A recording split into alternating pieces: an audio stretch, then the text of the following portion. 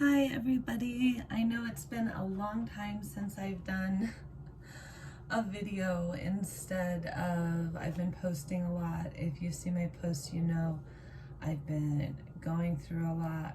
Wow, I said I was taking a break from doing readings until I was done not just manifesting some things, and I might want to talk a little more about like what I mean when I say manifesting, because I think it just means different things, you know, like all words, right? So anyways, I've been working, you want to call it manifesting, you want to call it planning and working your bum off, you know, whatever you want to call it. I've been working not just my whole life or my whole adult life, but yes, but you know, focused for the last oh, I don't know. It's been 7 years since I decided it's time to go back to school, to finish that thing, you know, that, to finish that thing I started that I needed to finish, you know. And man, when they told me when I was younger that it's hard to get back into school when you're older, I think I believed them, but I just didn't even have the scope. And I wanted to talk about that because some of that was just age, but some of that was just so much trauma that there was a big part of me that didn't think that I would be alive today. I didn't think I was going to live this long. I'm going into my crone era. I consider it, you know, a tremendous honor. I have a lot of scars. Some of us who are lucky enough to get older, and I'm not you know, I'm not elderly, I'm not, you know, I'm not retiring. I'm saying like, but I'm going into my personal crone era, and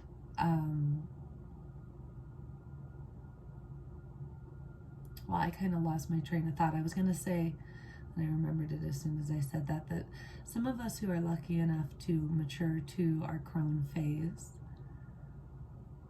we come, if we're lucky enough to get there, we come to it with different scars and different kinds of scars. And I'm not going to say that they're all equal, you know, they're all different. And some of them have a different level of trauma than others, you know, and then some of them show and some of them don't, and I don't know which is worse, you know, but I'm just saying that part of aging is looking at your scars, internal or external, and just saying, well, I wish it hadn't had to happen that way, but I'm so grateful that I survived through all that BS.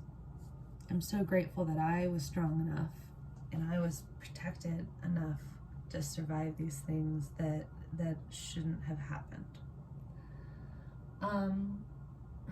Where to even start? Let's just start with a little reading here. So I have my Orisha's deck out. I'm feeling it, so I'm going to keep using it. I'm shuffling it a little. Let's just do, I call on my ancestors. I want to talk about ancestry. I'm going to keep talking while I shuffle. So if you have seen my earlier videos that I just started a few months ago, but I'm sure you've noticed that I didn't just start teaching or practicing a few months ago, but I just started this YouTube a few months ago. Feels like a few years. It's been a while. It's been, so much has happened. And I was saying earlier that a lot's changed for me since I started this channel a few months ago. One of the things that I was manifesting was a better understanding of my identity, and I was waiting for genetic testing. You know, when I was a kid, the idea of coding 100% of the human genome was like, people really didn't believe it was something that was going to be accomplished, and now we're starting to see the beginnings of the payoff of that. So a few years ago, when people started getting their ancestry reports, I thought it's really cool, and it gives a lot of really insightful information, but I had some healthy skepticism, and I say that as someone with the authority to say, you know, it's as a scientist, it's worth having healthy skepticism and saying, you know, it is very real. Science is very real, but it's not perfect, and it shouldn't claim to mean anyone who claims it to be that's super sus. So like, it took me a few years to, not a few, like 10 years to be like, okay, I, having done a lot of studying and heard a lot of people's personal experiences, learned a lot about myself from people in my family getting these kinds of tests, and found a test I really liked. It's Nebula. It's amazing. I own my DNA. I own 100% of my DNA. It's amazing. When I started this channel, I was waiting to get my results back. I was also waiting to hear back about other things in my life related to my work that, thank goodness, are going in the direction that I was hoping. So I wasn't doing readings because, first of all, I was just processing. I was processing the results. Honestly, it was like, I knew it was going to be a lot to process, but it's kind of like, I used to do I used to do extreme, like, backcountry. I used to do extreme backcountry skiing, which I'm not necessarily recommending, because going back to how I used to struggle a lot with suicidal ideation, and I'm not saying that everyone who's into extreme sports is like that, but for me, it was kind of like that. And I mean, not to get so deep, but this is why it took me so long to film this, right? For me, I had to learn to separate the spirituality that I felt, the part of my spirituality that I found in connecting with nature through that activity. I had to separate it from the self-destructive part. And a lot of that was learned not through my family, but through society. Oh my God.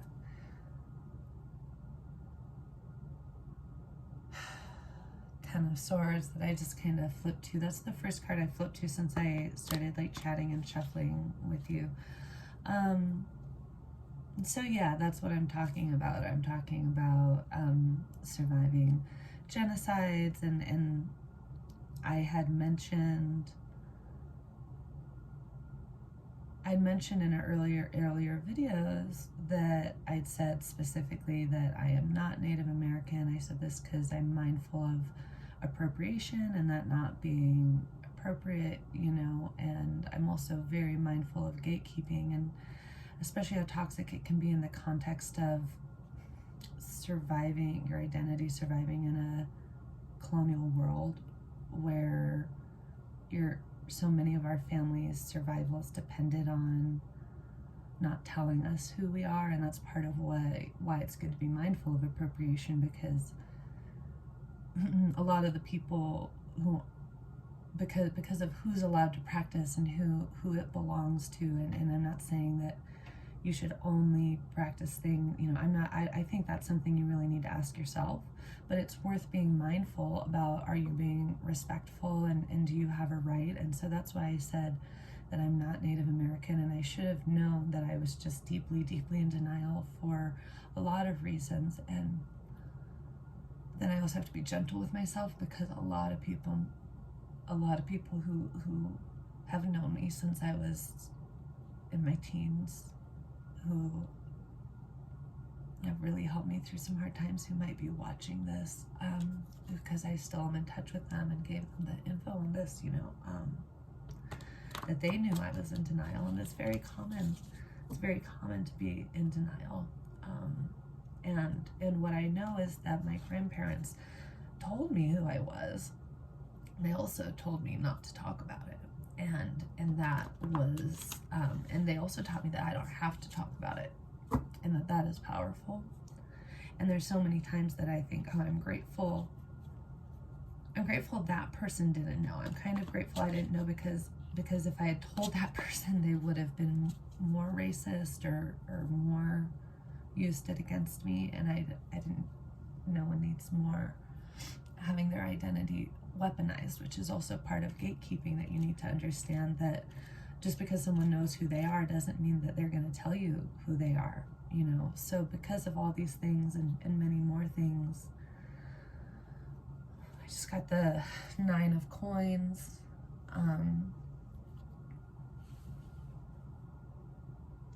Because of all these things that I would need. So I'm not saying that you need a genetic test to find out who you are, because I knew who I was, but in my particular case, I did not know how to give myself permission to own it without that validation, because of a lot of the specific traumas that I had been through. So, you know, now I know, and I think it's probably, and I know a lot of other things. There were a lot of things that I knew that I wanted to confirm, that I was like, I've been trying to explain my identity and my ethnicity, and it's, you know, it's gotten really real. I've been in the thick of it. I've dealt with a lot of discrimination, you know, and when I got my test results back, the first thing was like, oh, well, there you go. You know, I was right. I was right about the Sephardic background. I was right about the Middle Eastern background, and not just the Ashkenazi background, but what that means and what I had been trying to say about what that means. And it confirmed the North Asian background, but I also found things that I wasn't expecting, like so many markers from Utah, and then having these memories flood back of my grandparents teaching me who they were before I lost them, and now I am reclaiming those memories. And for me, the genetic test gave me permission to do that. So I want to say also that I understand the difference between tribal identity and a genetic test, and you know, I am a teacher, and it's not a bad idea for you to understand the difference too. And I'm not saying one is valid and one isn't, but they are different. My tribal identities that you see, my voice is kind of shaking because I'm feeling really emotional about what I'm talking about.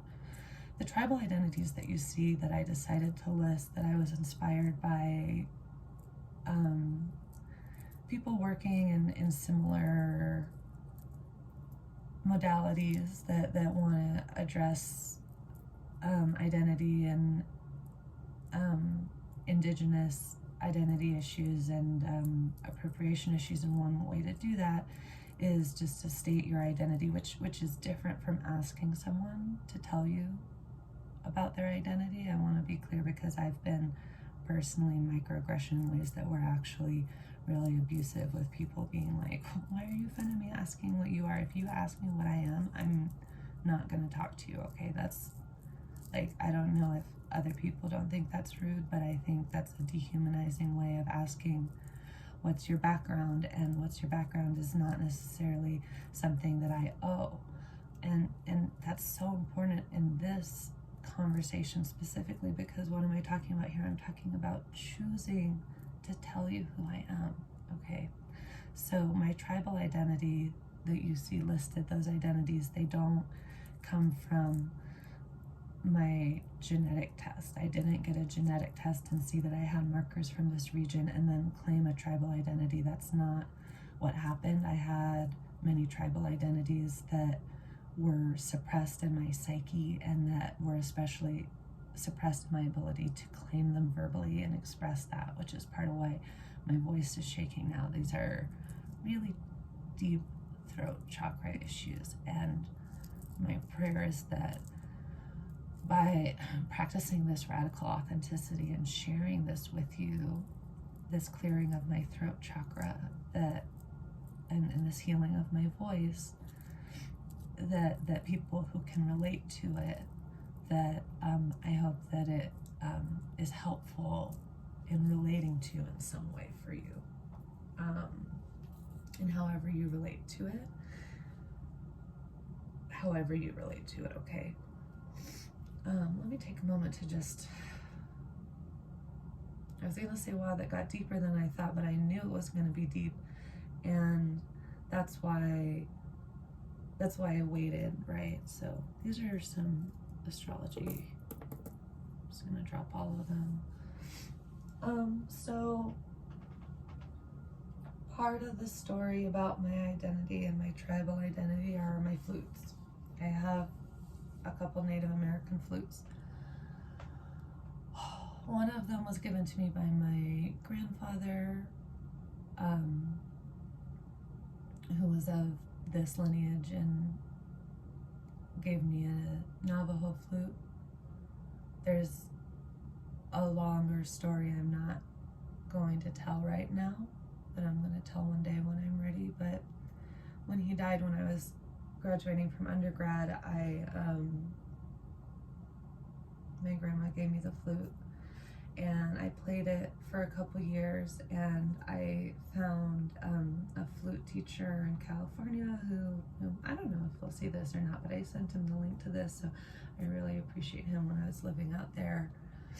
And it turns out I do have ancestry from that region as well, but like I said, I wouldn't claim that as tribal identity like the Navajo, which I do, and the Ute, which I do. So for some of the reasons I'm sharing with you now, that I claim those, but like I said, I do have some ancestry from the Pacific coast of the United States and Mexico, and I did learn a lot when I was living out there from a lot of folks in the Native American community there, again, not knowing or thinking I didn't know that it was part of my ancestry. And I laugh sometimes because, like so many of my teachers knew, and they were really very gentle with me. They were really gentle with my not knowing or not being able to say what I knew, you know. So I know now, and I'm saying now. I'm not going to play that flute for you today. I'm not ready, but I have another flute that teacher I told you about helped me to get from an artist who's a friend of his, who made it for me, and it has Kokopelli on it. So I'm going to play a little song for you, and then that's going to be it for today.